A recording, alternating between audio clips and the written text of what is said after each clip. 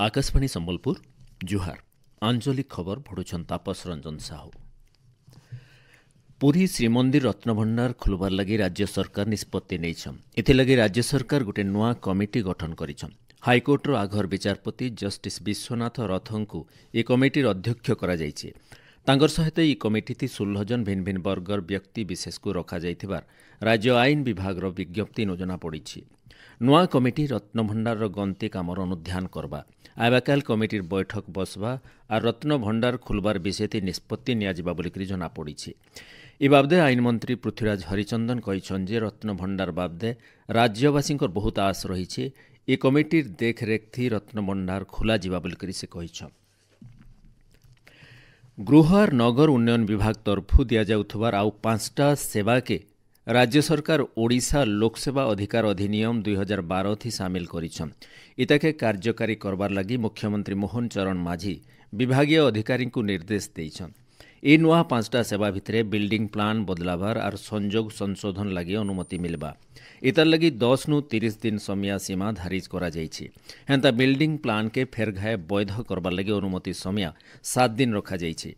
आवेदन 7 दिन भितरे प्लिंथ अनुमोदन मिलबा। इतार सहित ट्रेड लाइसेंस प्रोविजनल सर्टिफिकेट आवेदन गोटे दिन मिलबा। ट्रेड लाइसेंस फाइनल सर्टिफिकेट लगी 30 दिन समय रखा जाइछि।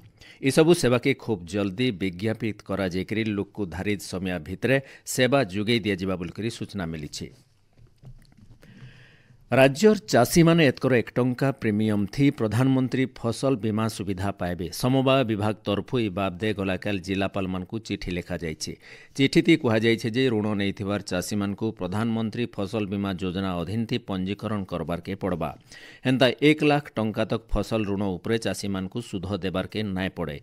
1 नु 3 लाख टंका तक ऋण उपरे 2% सुध देबार के हेबा। चलती खरीफ ऋतुनु राज्य सरकार चाषी मानकु 11,000 कोटी टंका ऋण जुगाबे। जिला केन्द्र समवाय बैंक सहित जिला स्तरनु फसल ऋण वितरण लगी सीमा धारिज करा जाइछि। इन जनाई दिया जाइपारे जे गला बछर खरीफ ऋतुनु 9,718 कोटी 4 लाख टंकार फसल ऋण 18,98,648 जन चाषी को जुगे दिया जाइथिला। भारत सरकार सामाजिक न्याय और सशक्तिकरण मंत्रालय दिव्यांग जन सशक्तिकरण विभाग तरफु आजठानु आयबा 11 तारिख तक भुवनेश्वर किट विश्वविद्यालय परिसर दिव्य कला मेला अनुष्ठित हेबा। दिव्यांग उद्योगींकर कारीगरी और उत्पाद के तहकाबार लगी मेला आयोजन करा जाउछि। मेला थी भिन्न भिन्न राज्यर दिव्यांग कारीगर और शिल्पी मानकर तरफु स्वदेशी उत्पाद के प्रदर्शन और विक्रय भिल करा जिबा। दिव्यांग मानकर सहायक उपकरण मूल्यांकन और बांटबार सहित दिव्यांग जन रोजगार मेला भिल करा जिबा। इ मेला दिनर 11 नु संध्यार 6 बजे तक चलबा।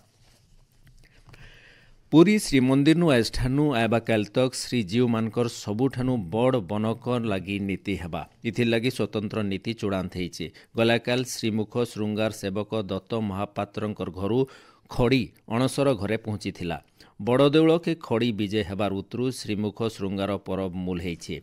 दैतापति और पति महापात्र सेवक आज श्री नौर के खड़ी प्रसाद विजय करबे बोलिकरी जना पड़िछि। श्रीगुंडीचा दिन पुरी श्रीमंदिर के साधारण लोकर प्रवेश उपरे कटकना जारी करा जाइछि। श्रीमंदिर कार्यालय तरफु कहा जाइछि जे श्रीमंदिर नो नीति संपादन के नजर थी रखिकरी श्रीगुंडीचा यात्रा आयबा रविवार दिन ये कटकना जारी रहबा। इथिलगी मूल पांठीदाता मानकु भिली बछर श्रीगुंडीचा पहंडी दर्शन टिकेट नाई दिया जाइथिबार जना पड़िछि। महाप्रभु श्री जगन्नाथंक रथयात्रा लगी एबा 8 तारिख सोमवार के राज्य सरकार सरकारी छुट्टी घोषणा करिछन। इथिलगी ई दिन मुख्यमंत्री अभियोग शुणाणी बंद रहबा बोली साधारण प्रशासन और साधारण अभियोग विभाग तरफु सूचना दिया जाइछि। एमबीबीएस पाठ्यक्रम लगी ओडिया पाठ्यपुस्तक तैयार करबार के राज्य स्वास्थ्य और परिवार कल्याण विभाग तरफु गोटे कमिटी गठन करा जाइछि। कमिटी भिन्न भिन्न सरकारी डाक्तरखाना और मेडिकल कॉलेज बछा बछा 22 जन प्रोफेसर और डाक्तर रहीछन। विशेषज्ञ कमिटी एमबीबीएस लगी रहीथिबार बही के चिन्हट करबे जेनटा कि कमिटी तरफु ओडिया भाषा थी अनुवाद करा जिबा। आयबा शिक्षा बछर नु 1 क्लास नु 8 क्लास तक छात्र छात्री मानकर स्कूल यूनिफॉर्म बदलिबा बोली ओडिशा विद्यालय शिक्षा प्राधिकरण तरफु सूचना दिया जाइछि। 1 नु 5 क्लास तक ଛାତ୍ରୀମାନଙ୍କୁ 2 ହଲ୍ ଫ୍ରକ୍ ଦିଆଯିବା। 6 ରୁ 8 କ୍ଲାସ୍ର ଛାତ୍ରୀମାନଙ୍କୁ 2 ହଲ୍ ଲେଖା କମିଜ ସାଲୱାର ଆଉ ଓଢ଼ଣୀ ଦିଆଯିବା। ଇ ବାବଦେ ଆଇବା ଶିକ୍ଷା ବଛର ଆଗରୁ ସ୍ୱତନ୍ତ୍ର ନିର୍ଦ୍ଦେଶାବଳୀ ଜାରି ହେବା। ହେଲେ ନୂଆ ୟୁନିଫର୍ମର ରଙ୍ଗ ବାବଦେ କିଛି ଜଣା ନାଇଁ ପଡ଼ି। चलती शिक्षा बछरती यूनिफॉर्म नाय बदले आउ ई मासर 30 तारिख तक यूनिफॉर्म बांटबार लगी प्राधिकरण तरफु सबु जिला शिक्षा अधिकारी मानकु चिठी लिखा जाइछि।